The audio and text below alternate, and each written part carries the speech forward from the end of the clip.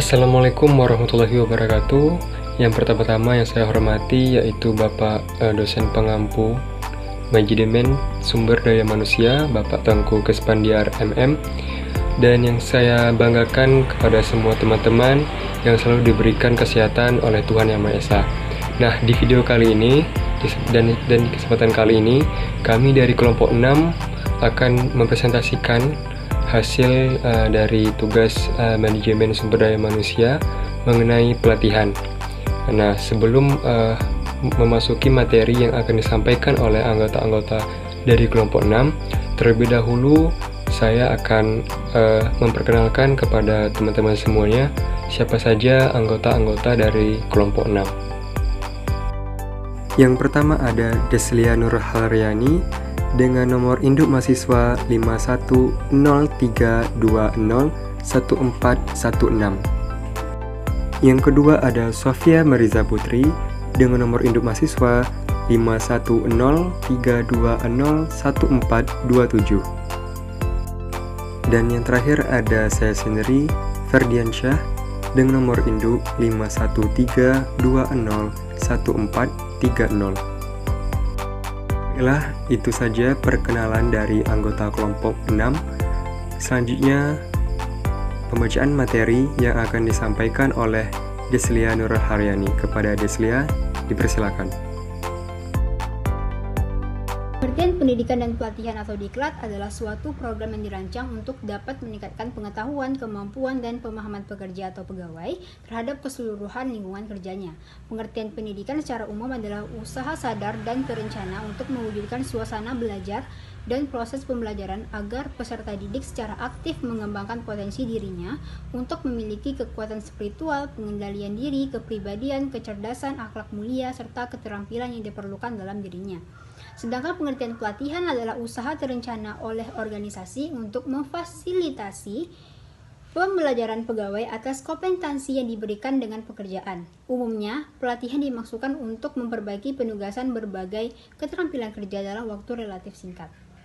Tujuan pendidikan dan pelatihan, yakni yang pertama untuk mempersiapkan karyawan atau anggota organisasi yang akan dipromosikan, yang kedua memperbaiki kinerja lewat peningkatan pengetahuan, keterampilan, dan kemampuan karyawan atau anggota organisasi, yang ketiga meningkatkan motivasi dan kemampuan kerja karyawan, yang keempat meningkatkan produktivitas atau prestasi kerja karyawan, yang kelima meningkatkan loyalitas dan kerjasama yang menguntungkan, yang keenam mengurangi ketakutan terhadap tugas-tugas baru di masa yang akan datang, yang ketujuh memperlancar komunikasi sehingga lebih efektif, yang kedelapan adanya persepsi yang sama terhadap tugas-tugas yang harus diselesaikan. Metode pendidikan dan pelatihan, yakni yang pertama magang, yang kedua bekerja sambil belajar, yang ketiga festival training atau sejenis kursus di luar lingkungan kerja di mana materi kursus tidak jauh berbeda dengan pekerjaan yang digeluti peserta. Dan yang terakhir, teknik presentasi informasi seperti kuliah, presentasi video, konferensi, programmed introduction. Baiklah, saya akan melanjutkan penjelasan dari teman saya tadi, yaitu mengenai ciri-ciri diklat yang baik. Ciri-ciri diklat yang baik itu ada 5. Yang pertama yaitu direncanakan dengan sengaja. Tentunya suatu diklat pasti dilaksanakan karena direncanakan dengan sengaja. Tidak mungkin suatu diklat dilaksanakan secara mendadak atau tiba-tiba. Yang kedua yaitu adanya kegiatan pembelajaran secara efektif. Yang ketiga yaitu adanya tujuan yang hendak dicapai. Nah, sebelum kita mengikuti diklat, tentunya kita harus memiliki tujuan terlebih dahulu. Kita harus tahu tujuan kita apa mengikuti diklat tersebut. Yang keempat yaitu adanya keahlian dan kreativitas. Nah, di diklat inilah kita dilatih dan juga belajar tentang keahlian di suatu bidang, dan kita juga bisa mengembangkan kreativitas kita melalui diklat tersebut. Dan yang terakhir, yang kelima, yaitu adanya peserta kelompok dan pelatihan. Selanjutnya yaitu mengenai prinsip-prinsip diklat. Prinsip-prinsip diklat ada 5. Yang pertama yaitu motivasi. Semakin tinggi motivasi peserta mengikuti diklat, maka akan semakin cepat ia dapat memahami keterampilan dan pengetahuan baru tersebut. Yang kedua yaitu laporan kemajuan. Laporan kemajuan diperlukan untuk mengetahui seberapa jauh pemahaman peserta dalam mengikuti diklat tersebut. Yang selanjutnya yaitu reinforcement. Reinforcement menyatakan bahwa perilaku individu merupakan fungsi dari konsekuensi-konsekuensinya. Nah, teori ini menetapkan bahwa seperti ini. Di mana tingkah laku dengan konsekuensi positif cenderung diulang, sedangkan tingkah laku dengan konsekuensi negatif cenderung tidak diulangi.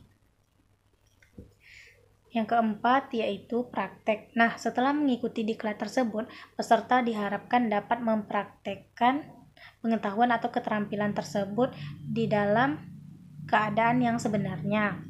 Dan yang kelima yaitu perbedaan individual. Pada hakikatnya, para peserta pelatihan itu berbeda satu sama dengan yang lainnya. Karenanya, latihan yang efektif hendaknya menyesuaikan kecepatan dan kerumitan dengan kemampuan masing-masing individu atau peserta diklat tersebut. Selanjutnya yaitu faktor-faktor yang mempengaruhi pendidikan dan pelatihan atau diklat. Yang pertama yaitu peserta-peserta pendidikan dan pelatihan mempunyai latar belakang yang tidak sama atau heterogen, seperti pendidikan dasarnya, pengalaman kerjanya, usianya, dan lain sebagainya. Hal ini akan menyulitkan dan menghambat kelancaran pelaksanaan diklat karena daya tangkap, persepsi, dan daya nalar mereka terhadap pelajaran yang diberikan itu berbeda. Nah, yang kedua yaitu pelatihan instruktur pelatih atau instruktur yang ahli dan cakap mentransfer pengetahuannya kepada para peserta latihan dan pendidikan sulit didapat. Misalnya nih, ada seorang instruktur latihan yang dia dianggap pintar, tapi dia tidak bisa mentransfer ilmunya kepada orang lain, sehingga dia hanya pintar untuk dirinya sendiri. Nah, kalau seperti itu tentunya akan sulit untuk peserta diklat memahami apa yang disampaikan oleh instruktur pelatih tersebut. Yang selanjutnya yaitu fasilitas pendidikan dan pelatihan. Nah, fasilitas diklat di sini menjadi salah satu hal yang sangat penting juga. Karena pada saat ini kenyataannya fasilitas diklat itu sering tidak baik atau mungkin kurang dalam fasilitasnya. Misalnya buku-buku dan alat-alat, mesin-mesin yang dipergunakan untuk praktek kurang atau tidak ada.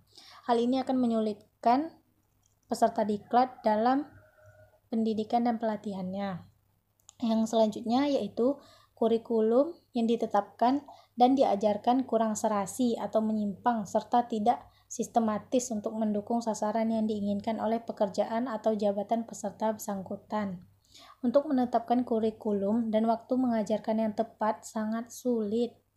Yang kelima yaitu dana pendidikan dan pelatihan.